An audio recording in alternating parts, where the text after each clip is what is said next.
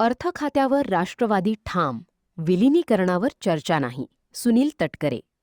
रत्नागिरी दौऱ्यावर असताना राष्ट्रवादी काँग्रेसचे प्रदेशाध्यक्ष सुनील तटकरे यांनी राज्यातील सध्याच्या राजकीय घडामोडींवर भाष्य केले. अर्थ खाते राष्ट्रवादीकडेच असावे ही पक्षाची भूमिका कायम असल्याचे त्यांनी स्पष्ट केले. तसेच पार्थ पवार यांच्या मुख्यमंत्री भेटीवर कोणतेही वावगे नसल्याचे सांगत 2 राष्ट्रवादींच्या विलिनीकरणाबाबत सध्या पक्षात कोणतीही चर्चा नसल्याचेही त्यांनी स्पष्ट केले. शरद पवार गट, मुख्यमंत्री भेट, जयंत पाटील, एकनाथ शिंदे आणि आगामी राजकीय घडामोडींवरही त्यांनी प्रतिक्रिया दिली. पाहूया ते काय म्हणतात. भेटी मुख्यमंत्र्यांसोबत झाल्या, त्याच्यामुळे पक्षामध्ये कुठेतरी एक मतभेद झाले किंवा नाराज झाले, नेमकं काय आहे? म्हणजे वैदिकांना किंवा पारदादांना या गोष्टी माहिती असं बोललं जातं. 2 भाग आहेत. एक तर जयंतराव पाटलांची आणि आमची वर्षा बंगल्यावरती भेट झाली नाही. जयंतराव वर्षा बंगल्यावरती जरूर गेले. त्यांच्या विधानसभा मतदारसंघातील त्यांच्या नगराध्यक्षाच्या अपात्रतेच्या विषयावरती चर्चा करण्यासाठी ते गेले, असं त्यांनी स्पष्टपणाने काल माध्यमांशी बोलताना सांगितलं. मी आणि प्रफुल्लबाई, एक तर मी गेल्या आठवड्यातच त्यांची वेळ मागितली होती. संसदेचं अधिवेशन सुरू होण्यापूर्वी, यापूर्वी महाराष्ट्रामध्ये प्रथा होती की खासदारांना बोलवावं आणि दिल्लीमध्ये असलेले काही प्रश्न असतील तर ते राज्य सरकारचे दिल्लीचे असतील तर त्याचा पाठपुरावा करावा.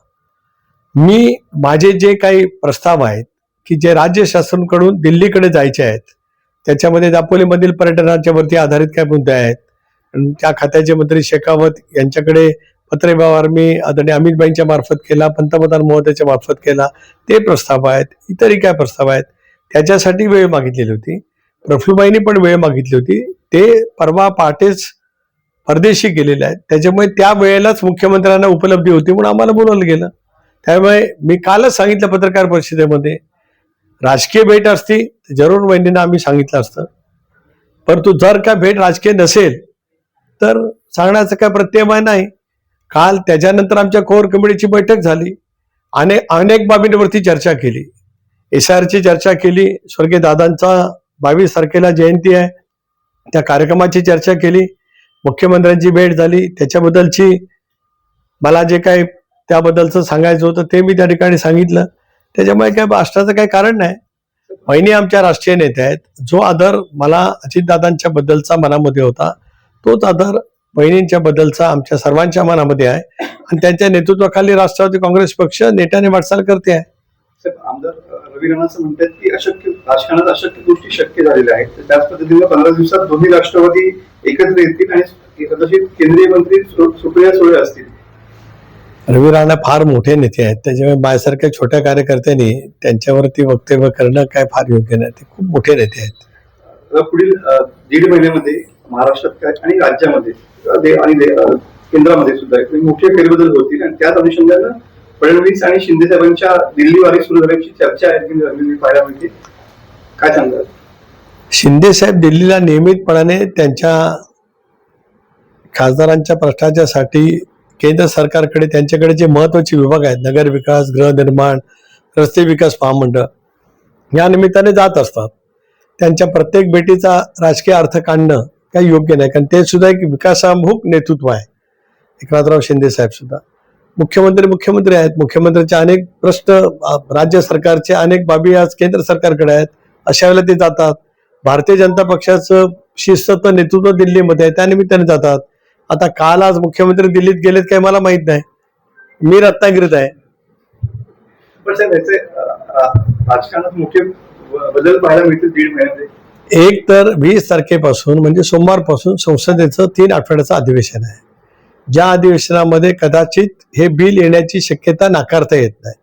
त्यामुळे आज सर्वांचं लक्ष किंवा आम्हा NDA मधल्या सहभागी मित्रांचं अधिक लक्ष अधिवेशनावरती आहे आणि येणाऱ्या त्या विधेयकाच्या वरती आहे. त्यामुळे मग 1.5 महिन्यामध्ये नेमक्या काय घडामोडी आहेत, काळाच्या उदरात कुठे दडलेल्या असतील तर कदाचित स्वातंत्र्य दिनाच्या नंतर तुम्ही 1.5 महिना म्हटल्याच्या नंतर 15 ऑगस्टचा स्वातंत्र्य दिन होईल.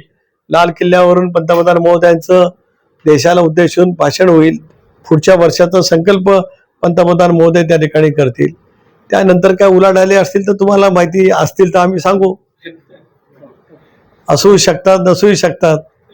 पण साहेब कसं आहे, आता करता आणि करणं, तुम्ही जर ह्या गोष्टी म्हटल्या की राजकीय रोटी नाहीये, तर आता जर राजकारण पाहता याच्यावरती किती विश्वास ठेवायचा जनतेने सगळ्या राज्यात लक्ष तुमच्याकडे आणि तिकडे केंद्रात लक्ष अमित भाई शहाकडे. नाही, माझ्याकडे राज्यात लक्ष असतं इतका मी मोठा नाही, पण एक खरं आहे की या सगळ्या प्रक्रियेमध्ये एक प्रदेश राष्ट्रवादी काँग्रेस पक्षाचा अध्यक्ष म्हणून आणि स्वर्गीय अजितदादांचा सहकारी म्हणून काय भूमिका करावी लागत असते, ते मी नेटाने पक्षाच्या हिताच्या दृष्टिकोनातून आमचे विधिमंडळातील सहकारी आमदार त्यांच्या विकासाच्या प्रश्नाच्या दृष्टिकोनातून सतर्कपणाने ती माझी भूमिका मी सतत घेत असतो.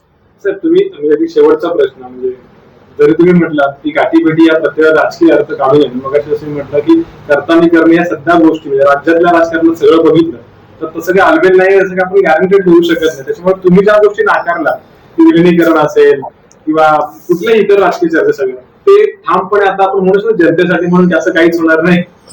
एक असं आहे की राजकारण प्रभावित आहे, एक या क्षणाला त्याची चर्चा नाही, पण कधी चर्चा कुठल्या केव्हा येऊ शकतील याचा अंदाज मी आज करू शकत नाही. मला आज विचाराल तर आज तशी कुठेही दुसरशी शक्यता नाही, पण गतिमान राजकारणामध्ये अनेक बाबी आहेत. आता उद्या विधेयकाच्या वरती विधेयकाच्या बाजूनी जे काय संबंध दिल्लीमध्ये मतदानाच्या निमित्ताने जी प्रक्रिया होईल, आपण बघा ना, पश्चिम बंगालच्या निवडणुकीच्या नंतर तृणमूल काँग्रेस जी एक हाती सत्ता 15-20 वर्ष ममता दीदींच्या ताब्यामध्ये होती, तिथे जे काय राजकारण झालंय किंवा त्याच्यातला जो काय फेरबदल झालाय, मागच्याच अधिवेशनात तृणमूलचे सगळे खासदार ज्या ताकदीने या विधेयकाला विरोध करत होते, कारण माझी जागा बसायची, माझ्या बाजूलाच अभिषेक बॅनर्जी बसतात जे आज त्यांचे नेते आहेत, त्यांच्या बाजूला कल्याण बॅनर्जी बसतात, 3 आसनांची जागा आहे, त्या 2 नंबरच्या रांगेत आम्ही आहोत. तिथे तृणमूल काँग्रेसमध्ये झालेली फूट पाहायला मिळते. DMK जे आज राहुल गांधींच्या बाजूला, वेणुगोपालच्या बाजूला बाळूसाहेब बसतात, DMKने पत्र दिलं की आता आम्हाला काँग्रेसच्या बाजूला बसायचं नाही, आमची आसन व्यवस्था स्वतंत्र करा. हे आम्ही मार्च-एप्रिल महिन्यामध्ये अधिवेशन ज्या वेळेला संपुष्टात आलं, संपलं, सायनाडाईन झालं, त्यावेळेला कधीच अभिप्रेत नव्हतं. म्हणजे त्या 2 विधानसभेच्या निवडणुकीने देशातल्या राजकारणामध्ये इतका कमालीचा बदल केला. ज्या मजबूतीने इंडिया आघाडीने 230 मतं मिळवली होती, त्या आघाडीमध्ये आज 50-60 मतं बाजूला गेल्याचं चित्र दिसत आहे. त्यामुळे इतक्या घडामोडी काही दिवसामध्ये घडू शकतात, तर पुढे काय घडेल असं मी तरी काय सांगू शकतो. कोणाला माहिती होतं की ममता दीदींचा 2 विधानसभा मतदारसंघात पराजय होईल, कोणाला माहिती होतं की स्टॅलिन सारखे कर्तबगार नेते स्वतः विधानसभेमध्ये मुख्यमंत्री जे आहेत ते पराभूत होऊ शकतील. त्याच्यानंतर जो DMK UPA सोनिया गांधीच्या नेतृत्वाखाली स्थापन झाल्यापासून मंत्रिमंडळामध्ये जे DMK पक्ष राहिला, त्याच पक्षाने स्वतंत्र आसनाची व्यवस्था करा, काँग्रेसच्या बाजूला नको असं पत्र लिहिणं, हे इतक्या झपाट्याने जर काय राजकारणामध्ये देशाच्या बदल होत असतील, राज्यामध्ये सुद्धा आपण मधल्या कालावधीमध्ये की 6 खासदारांनी घेतलेले निर्णय, तर कधी काय घडू शकत असतं.